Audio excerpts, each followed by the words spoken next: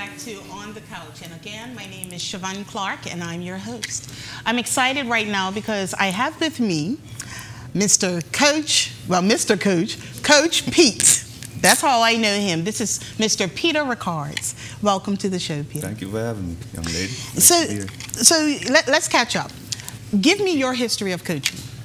Well, I was doing a lot of coaching just for fun, like commercial league teams and whatnot. Okay. And a friend of mine that I was actually coaching, he was involved in youth coaching. He asked me if I'd be interested in coming up and giving him a hand, which at the time was Paget Titans. Okay. And I spent 2 seasons up there with him. The opportunity came along for me to join Devonshire Cougars. Now, was that Dom Vickers from Paget Titans? No, that was Casey Butterfield. Okay, I was just curious. I started up there with Casey. The opportunity came along for me to go to Cougars, and I jumped at that chance because that was a well-established club. Yes. And when I was coaching Titans, to be honest, I always used to be nervous of playing Cougars because they would take a big following with them. The fans would make a lot of noise, and to be honest, I wanted that behind me. Yes. You know, so I went out there. I spent almost 5 seasons out there. Okay. And thoroughly enjoyed it. And I remember when you joined Cougars. My son was on the team that you were coaching. Was it under 9s at the time? It was under 9s. Yes. Yeah. And you're an awesome coach, I must say. Thank you. I appreciate that. Thank you. So what are your professional or personal even development goals to perfect your coaching skills? Well, football is a passion of mine. I really enjoy it. And the more I got into it, the more I saw like what other coaches were doing. And I said, well, I want to learn how to do that. Okay. If they weren't able to show me that, I wanted to go somewhere where somebody could show me that. So in the summertime, I made the decision. Why don't you be more specific? Well, what it is, I made a decision to leave in the summertime to go to where Andrew Bascom is because he has the Spanish guys here from Valencia. Yes. Now, moving on from that, I've been presented with an opportunity to go to Spain in March to pursue my coaching, to get some experience. The problem being, so to speak, is that I'm self-employed. I do maintenance management work, and with the economy being so slow, it's very difficult to put that money aside for this trip while at the same time supporting my family, paying my bills, etc. Well, I look at this as an investment. So, you know, if there's anyone who is listening who is passionate about youth football coaching, you know, this is a great investment. Do you plan to come back and share with the other coaches, you know, what you've learned so that the entire football or BFA for the youth, I don't know what it's called for the youth. Is it still BFA?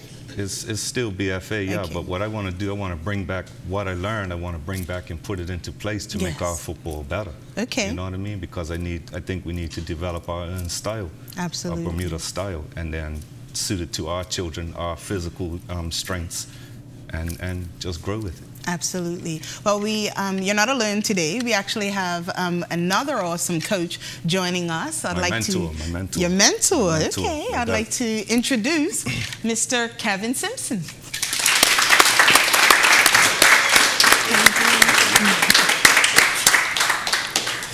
KJ.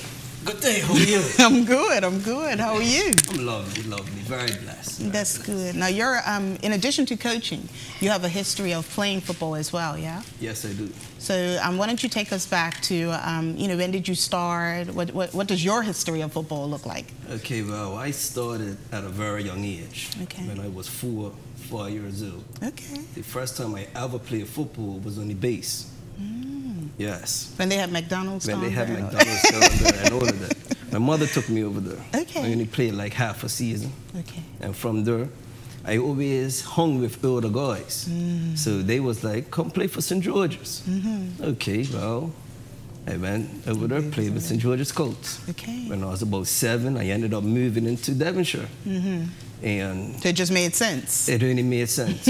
Friends on the hill said, hey, come play for North Village. Okay. Devonshire Cougars was right out the gate, but they didn't have a boosting program at the time. Okay. And how long ago was that? Okay, I could go back to about... Because you're not that old. I'm very young. Very young. Very young. Very young. So this is about 90s. Okay. 89, 90. Yes. Okay. So from there, I was in North Village's program for most of my young life. Played with Wolves for a stint.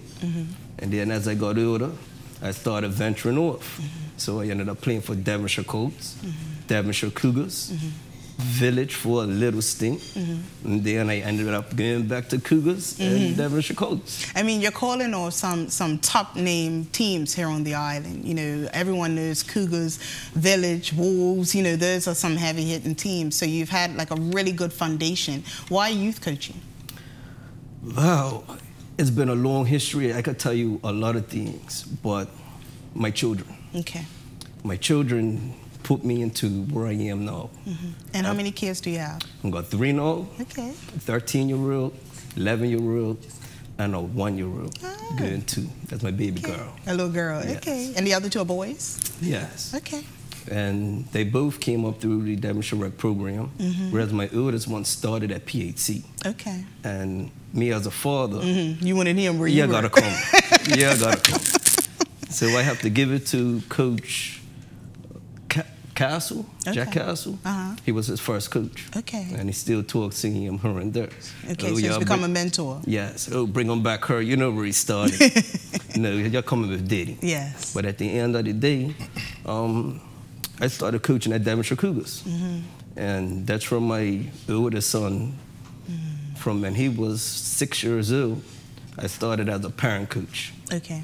Then from there, Cougars needed help. You know, so I was the parent coach. First I was the parent looking over the wall. Then I was the parent coach assistant. Okay. Then I ended up being a coach, having my own team. Yes. And that team I nurtured for a good 4 or 5 years. And I mean, you got some patience, because I know when you were coaching at Cougars, they were the, what did they call it, the Pee-wees? They were the Pee-wees and under 5s. Wow. Yes. I have to pat you on your back on that one. And I learned a lot through there as well, you know. So what are you guys, I mean, bringing you guys back together here, what are your concerns when it comes to youth football? My concerns when it comes to youth football is development. Okay. We need a structure in place. Certain clubs do have it, certain clubs don't have it. What do you mean by structure? Structure meaning the development of the youth, from grassroots straight through to Premier. And they get to a certain age, whereas they get to 12 years old. What happens between 12 and 16? Yes. It's nothing put in place for youth there. And that's where we lose most of our youth. I mean, you could do any sport, but when you look at it, all sports have that issue. Yes. As soon as they get out of say 12 years old into the age of 13, we lose our children. Okay. And, I'm sorry. And there's a lot of issues with that as well, through the media, through music, there's a lot of things. That's pulling our kids away. And at the end of the day, everything just needs to be governed. Yes. And if we govern everything, our children will be better. I agree. Pete, did you have some concerns as well? Well, I was going to go more positive and say that in a 21 square mile island, I mean, you can go to a club that has coaches here from Spain, Valencia. Kenny Thompson has putting his program in place, his link up with a team that's just signed an agreement to be a feeder club for Barcelona. That's awesome. We have West Ham Academy here. We have link up with Manchester City, Celtic, the Brazilian football school. Yes. What Village does by bringing in the guy from Florida, the Brazilian guy. I mean, that's all within 21 square miles, you know? I don't think any other country in the world can offer that. So the opportunities are there. The downfall, the negative side of that, unfortunately, is that I don't think the organization is there. What I mean to say that, not to criticize anybody, because I'm on the outside looking in. Right. But the BFA, they need to make up their mind which direction they're going in. They brought Broadley here. Broadley told us we're playing too much football. He shut us down. The season used to start in September, October. He shut us down so that we didn't start till January. I'm sorry, what do you mean too much football? Well, this is what I'm saying.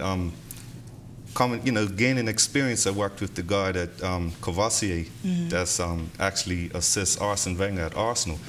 He's saying, "What do you mean you're playing too much football? How do you learn the game? If you don't By play. not playing it? You know, you're not playing enough football." So then Broadley leaves. Soon as he leaves, they put it back to the old schedule. But now we play every other Saturday. So what coaches are doing, I mean, we're succeeding despite ourselves, not because of ourselves. What coaches are doing and calling each other say, look, you want to have a game? We don't play this Saturday. So we are playing every Saturday, but they're not BFA sanctioned games, so to speak. Can you guys come together and, I don't know, write some type of petition or something so that some changes can happen within the BFA? I think, just speaking personally, I think coaches are so frustrated that they're just going off and doing their own thing.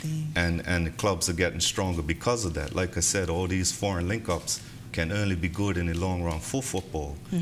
But you know, I think we just need some guidance, some strength and leadership to show us which direction we're going to go in and stick to it for once. Well, maybe the strength and leadership's right here on the coach. Maybe so. Maybe so. Okay. I mean, kids, if you're showing kids disorganization, they're not going to respect you. If they're not respecting you, they're not going to listen to what you have to say. That's true. Further down the line, this is where we end up with these problems, you know. And speaking of problems, I have to ask you guys this. Of course, there's a huge amount of violence and corruption, drug sales, and all sorts of stuff going on at many of the clubs. What are your thoughts about that? Any ideas? Because it's sort of a big question to say, what can we do to fix it? But do you guys have any feelings towards that or ideas? Yes, I do have feelings towards that, but it's been happening for many years. It's not nothing that just happened yesterday. You got me? So it's all about the mindset. It's all about our community raising our youth. So if everything gets dealt with, on the, like Coach Pete said, on the organization side, then you could stamp certain things. You cannot say, oh, well, he's doing that. Oh, we put a blind eye to it. Simple.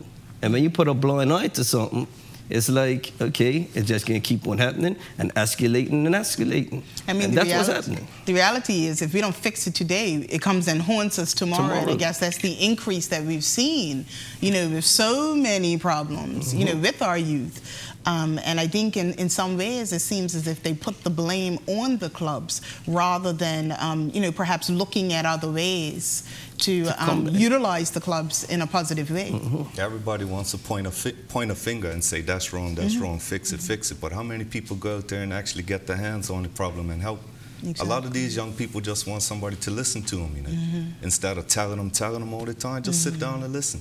That's how I reach my players. Absolutely. Hey, how was your day today? How was school, you know? Sit down and listen. I mean, I can't tell you on the show some of the things they tell me, but, you know, that's confidential anyway. Just listen to them, you know. That's all our young people want. Yeah, absolutely. Well, thank you so much, gentlemen, for coming on. Could I just tap into one other thing, Chris, before we move? Well, I do run a camp called Skills and Drills Soccer and Fun Camp. Okay. And as well, we have tournaments that have been running for the last 4 years. And our camp deals with life skills, teamwork, and honesty. And that's a lot of things that we tap into with our young youth. Our program runs from 4-year-olds to 12-year-olds. And it's been very positive. Coach Pete's been along with us. Very positive man. And he said, I'm his mentor. He's my mentor. Because me, I learn from everybody. Every day you learn something. And everybody brings their piece. So next week, which will be the 13th to the 17th, Skills and Drills will be running. Well, of course, but by the time we air this show, it's going to be past that time. But you guys have you have a summer camp as well? We don't do summer camps. We just do like midterm, Easter, and different camps, these week breaks. Short breaks. And as well, we have our tournament on March 10th. This will be our 5th anniversary of the tournament. And this will be compromised of the under-8s, our baby boys. So March 10th is something that we can look forward to. How can one acquire more information about that? Is there an email or a website? We don't have a website, but I could send you information via email. And I would love BSN to come. That's a plug. Because the youth... How much the man paid you for that one? No, the youth are very interesting. They make you smile, they're jolly, and it's just a good thing to see. Absolutely. So, well, again, gentlemen, thank you very much. We're going to get the website, I'm sorry, the email address, and we'll put it at the bottom of the screen for you so that people can contact you regarding the Skills and Drills camps. Yes. And I appreciate you guys coming on the couch. I wish you all the best with everything. Thank you. Thank you. Appreciate We'll be back shortly.